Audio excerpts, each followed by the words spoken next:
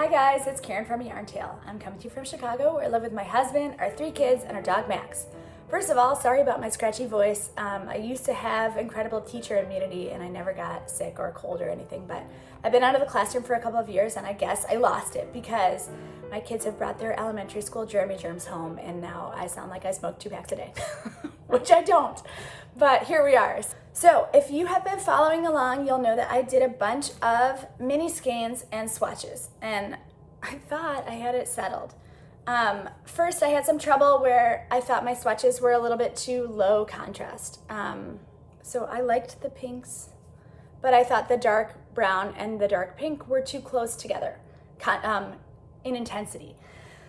So I was gonna go with light purple, dark purple, and light gray. But, you know, I couldn't get the pinks out of my mind. And then Valerie, one of my awesome viewers, suggested maybe I should just do a darker brown. And I thought that was a really good idea and I had to at least try it out. So I dyed up a darker brown. It looks like this. I already balled it up. And just for sake of comparison, this was the previous brown. So it is quite a bit darker. And when I swatched it up, I think it looks amazing. So this is dark brown and it's the same dark pink and light pink. So these are the 3. And I'm just gonna dye up the full skeins before I change my mind again because I think it looks really good. I did the grayscale test and this swatch passes. So there's definitely enough contrast between the light, medium, and dark so that it works. I'm still not sure which colors are gonna be my 2 main colors and which one's the accent. So I think I might just dye up 2 of each just to leave my options open, but we'll see how it goes. So let's get started. Before we start dyeing, I wanted to give a couple caveats. One, this is definitely not gonna be a tutorial. I have only recently started dyeing and I don't think I'm the person that you should be watching a tutorial from. If you're looking for a good tutorial or a good person to walk you through the process, I would highly recommend Rebecca from Chem Knits. She has an awesome YouTube channel. She's been dyeing forever and she just has an incredible amount of experience and is really good at explaining it. So if you're looking for someone who could take you step by step through the process and kind of explain best practices, Rebecca is definitely the way to go. That said, I'm gonna show you what I do. Most of what I have learned has been either from Rebecca or a bunch of trial and error, and I would highly emphasize the error because I have definitely messed up a bunch of yarn. But hopefully you learn a little bit every time. So I'm hopeful that I'll be able to get some good yarns for this project. I've got a bunch of skeins of bare yarn. This is 5 right here, but now that I think of it, if I'm gonna do 2 of each, I'm gonna need 6, so I don't know. We're gonna figure that out, and let's see how it goes. Let's get started. So I changed out of my sweater into my old sweatshirt so that I don't get any of the acid dye on my clothes, because I always do. And the first step is we're gonna unwind our yarn. It comes in these hanks. I'm just gonna unwind it, and then I am the master of tangling up my yarn. So I've seen other dyers use plastic zip ties just as a way to keep them from tangling. I bought some zip ties, but they were way too short. So I have been MacGyvering my situation using some really cheap acrylic yarn. I just take some long ties and tie it around the skein so that I can hold onto the tie instead of the yarn itself when I'm trying to pull it out of the pot. And I do that twice, and there's also some ties in the hank of yarn itself, so fingers crossed this will not get too tangled in the pot. Okay, so I've got 4 skeins here that are all tied up and we are going to soak them in citric acid. So the dyes that I use are Dharma acid dyes. They affix to the yarn when they're in an acidic environment. So I'm gonna soak the yarn in some water and some acid, citric acid. I keep my citric acid in a giant Tupperware labeled citric acid don't eat because my children, like, you never know what they're gonna do, but they think it's hilarious that there's like poison in the kitchen. It's not actually poisonous. I believe it is fine, but you know, I want everyone to be on the same page. So this is my citric acid. I just throw a couple scoops in my water and then soak the yarn.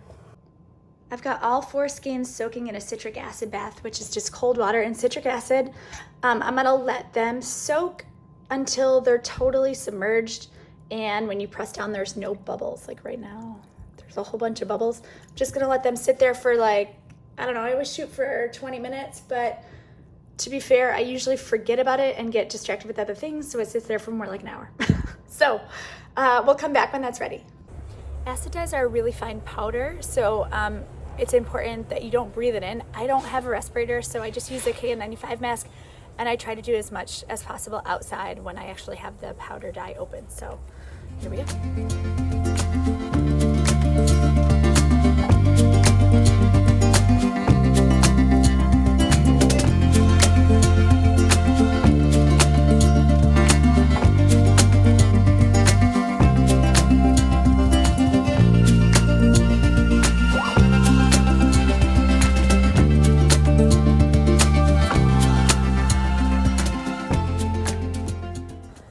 Okay, I'm dyeing up the light pink color first. I just mix up my dyes in these plastic condiment containers that I got from Target. Super high tech. And I mix them with hot water because the powder tends to dissolve a little bit better in there.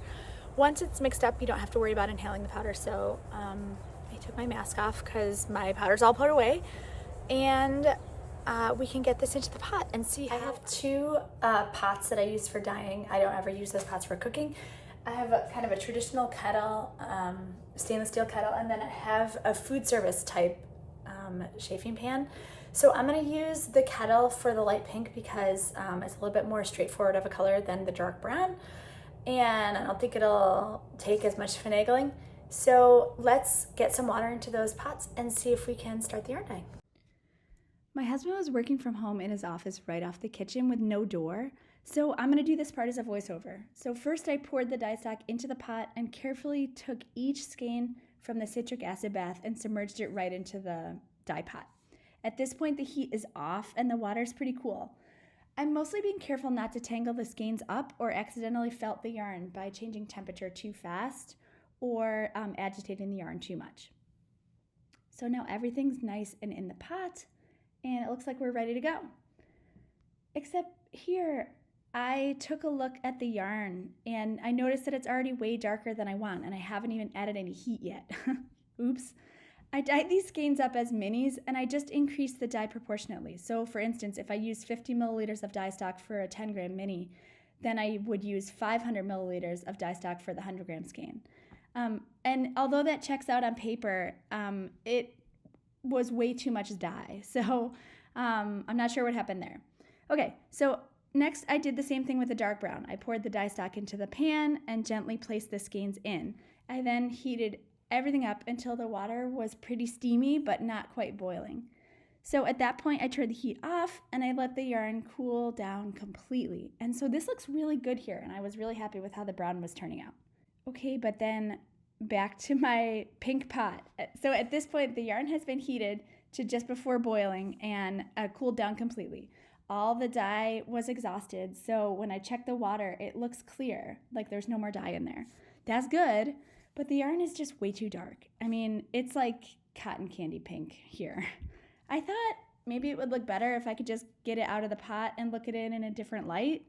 So I took it out of the pot and I put it in the sink just to get a good look at it. But if anything, it looks so much worse. I mean, it's so dark. I got my original swatch and mini skein out for reference because I was like, maybe I'm remembering it wrong. I don't know. And the skein of yarn just looks totally nothing like it. I mean, look at that nice light pink. And then my yarn is just like bubble gum. No. So I don't know. I'm going to try to layer on some other color so that I can get it to a shade that I think I'll use for a different project, even if I don't end up using it for this. I'll keep you posted. So then at this point, it looked like my brown skeins were ready.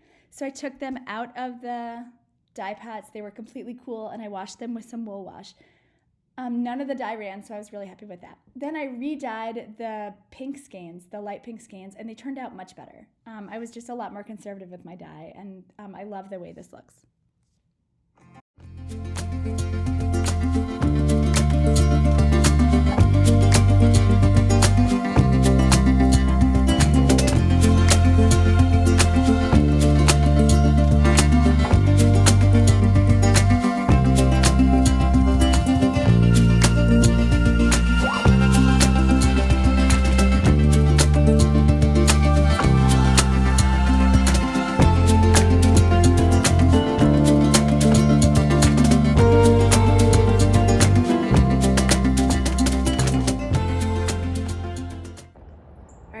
got so far. This is the light pink, which I really like. It came out like really tonal and lots of variation in there.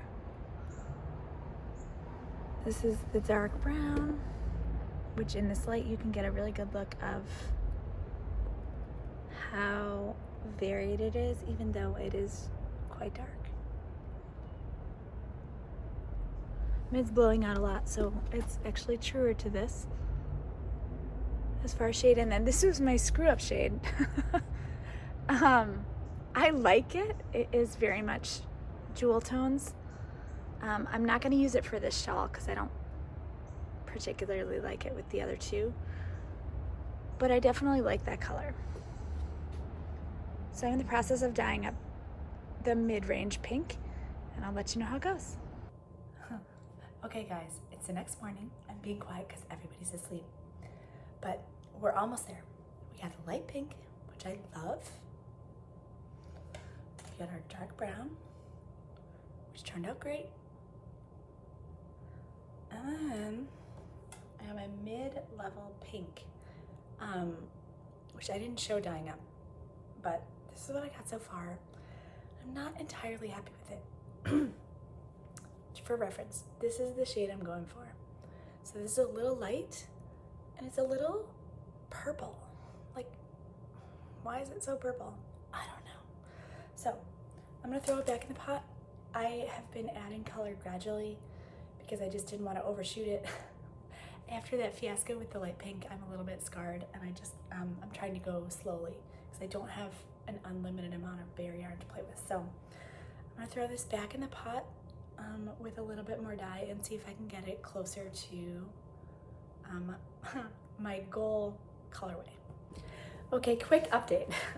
So the dark brown and the light pink are done. They're dry, they're washed, they're dry, they're skeined up. They look fantastic.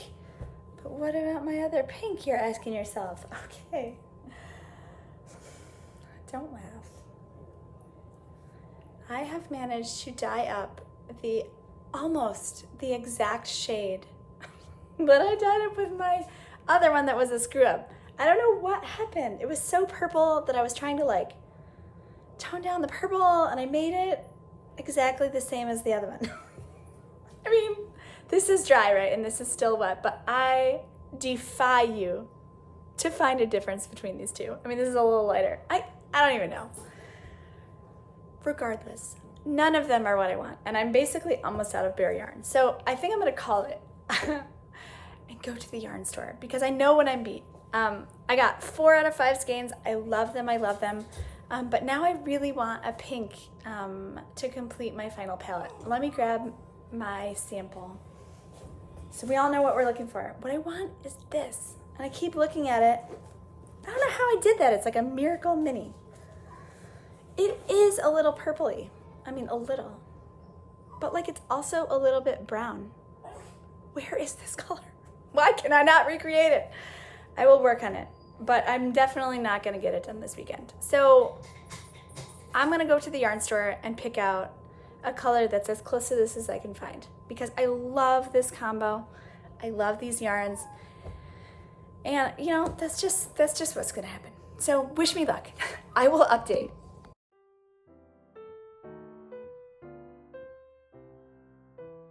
Where did I put my citrus? Okay.